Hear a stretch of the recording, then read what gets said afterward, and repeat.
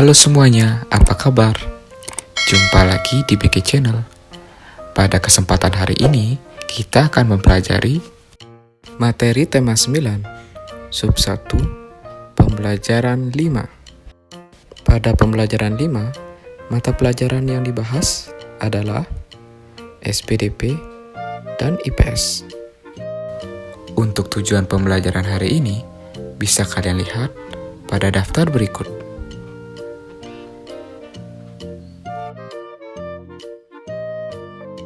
Seperti biasa, sebelum kita memulai pembelajaran hari ini, mari kita berdoa terlebih dahulu agar pembelajaran hari ini berjalan dengan lancar dan lebih bermakna. Berdoa dipersilakan.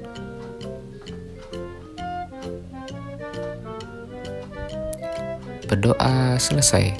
Nah, mari kita mulai pembelajaran hari ini. Keselarasan hubungan antara manusia dengan lingkungan dapat digambarkan melalui berbagai bentuk dan cara, salah satunya dengan lagu. Banyak lagu yang bertemakan lingkungan. Salah satunya lagu berjudul Hijau Rumahku, Hijau Bumiku. Nah, berlatihlah menyanyikan lagu Hijau Rumahku, Hijau Bumiku berikut. Dengarkan baik-baik.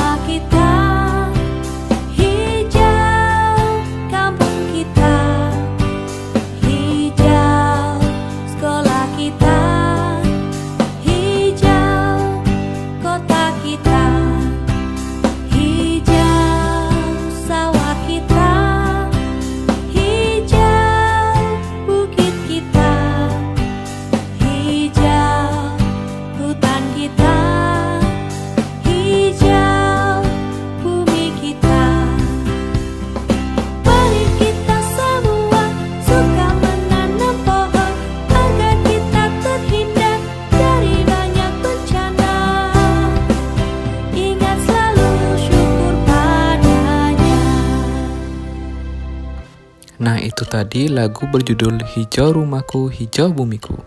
Berlatihlah terus agar kalian bisa menyanyikannya dengan baik. Benny begitu kagum akan semangat para petani. Para petani bekerja keras mengolah tanah dan menanam berbagai jenis tanaman. Mereka bekerja keras memenuhi kebutuhan makanan untuk manusia. Menjadi petani banyak dilakukan oleh masyarakat yang tinggal di pegunungan, dataran tinggi, dan dataran rendah. Masyarakat yang tinggal di daerah pesisir pantai, mereka banyak yang menjadi nelayan. Mereka semua bekerja keras untuk memenuhi kebutuhan hidupnya sendiri dan masyarakat luas.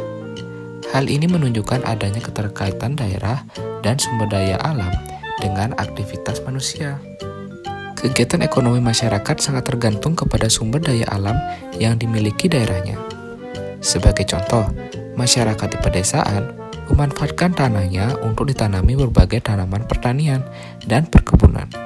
Sebaliknya, dengan masyarakat di daerah pesisir pantai, sebagian besar kegiatan ekonominya mengandalkan hasil perikanan laut. Berikut beberapa kegiatan ekonomi masyarakat yang tergantung kepada sumber daya alamnya. Pertama, ada masyarakat daerah pantai. Pantai merupakan batas pertemuan antara daratan dengan lautan. Pantai menyuguhkan pemandangan yang sangat indah. Pantai menjadi sumber daya alam yang berharga bagi Indonesia. Indonesia memiliki banyak pantai yang terbentang dari Sabang sampai Merauke. Kegiatan ekonomi utama masyarakat di sekitar pantai adalah sebagai nelayan. Namun, oleh karena pemandangan di pantai sangat indah, Maka berkembanglah sektor pariwisata. Kompleks-kompleks pertokoan, penginapan dan hotel, serta jasa pemandu wisata dan penyewaan alat-alat menyelam menjadi usaha ekonomi baru masyarakat di pesisir pantai. Berikutnya, masyarakat daerah laut. Potensi perikanan laut Indonesia sangatlah besar. Hal ini karena sebagian besar wilayah Indonesia adalah lautan. Laut memiliki banyak potensi. Kita bisa memanfaatkan berbagai hasil laut, seperti ikan, mutiara, kerang, kepiting, udang, teripang, dan rumput laut. Di laut juga ada kegiatan pengeboran sumber energi minyak bumi. Kita juga bisa memanfaatkan laut sebagai wisata bahari. Kalau kita menyelam, kita bisa menyaksikan keindahan laut. Beberapa daerah yang memiliki keindahan di bawah laut seperti Raja Ampat di Papua dan Munaken di Sulawesi Utara. Selanjutnya, masyarakat daerah sungai. Sungai merupakan lingkungan alam yang sangat penting. Bagi sebagian orang, sungai dipergunakan sebagai sumber air bagi kehidupannya. Namun bagi sebagian orang yang lain, sungai juga digunakan sebagai sumber pengairan bagi pertaniannya. Sungai yang dibendung dapat dialirkan ke sawah-sawah. Sungai juga menjadi jalur transportasi bagi masyarakat. Ada salah satu usaha ekonomi yang memanfaatkan sungai, yaitu dengan mendirikan pasar terapung. Pasar jenis ini dapat ditemukan di Sungai Barito, Banjarmasin. Semua usaha jual beli dilakukan di atas perahu. Oleh karena keunikannya, pasar ini juga menjadi objek wisata. Kemudian ada masyarakat dataran tinggi. Dataran tinggi merupakan wilayah dataran yang memiliki ketinggian lebih dari 400 meter di atas permukaan laut. Daerah dataran tinggi baik untuk menanam sayuran dan buah-buahan. Selain sebagai lahan pertanian, dataran tinggi juga merupakan tempat yang cocok untuk tempat wisata. Karena daerah dataran tinggi pada umumnya memiliki udara yang bersih, sejuk, dan segar. Contohnya dataran tinggi Dieng di Wonosobo, Jawa Tengah. Terakhir ada masyarakat dataran rendah. Dataran rendah merupakan bagian dari daratan yang memiliki ketinggian antara 0 sampai 200 meter di atas permukaan laut. Seperti dataran tinggi, dataran rendah juga dimanfaatkan sebagai lahan pertanian. Selain itu, dataran rendah juga dimanfaatkan sebagai lahan untuk industri, peternakan, dan perumahan. Selanjutnya, mari kita berlatih. Kumpulkan informasi tentang aktivitas ekonomi yang ada di lingkungan daerah tempat tinggalmu. Kemudian, kelompokkan aktivitas ekonomi tersebut berdasarkan lingkungan alam yang cocok. Bapak contohkan sebagai berikut. Misalnya, daerah pantai. Aktivitas ekonomi yang berada di sana biasanya adalah petani garam. Kemudian laut. Biasanya laut aktivitas ekonominya adalah nelayan. Lalu sungai, aktivitas ekonominya bisa perdagangan seperti di pasar Banjarmasin. Kemudian dataran tinggi. Dataran tinggi memiliki aktivitas ekonomi misalnya petani.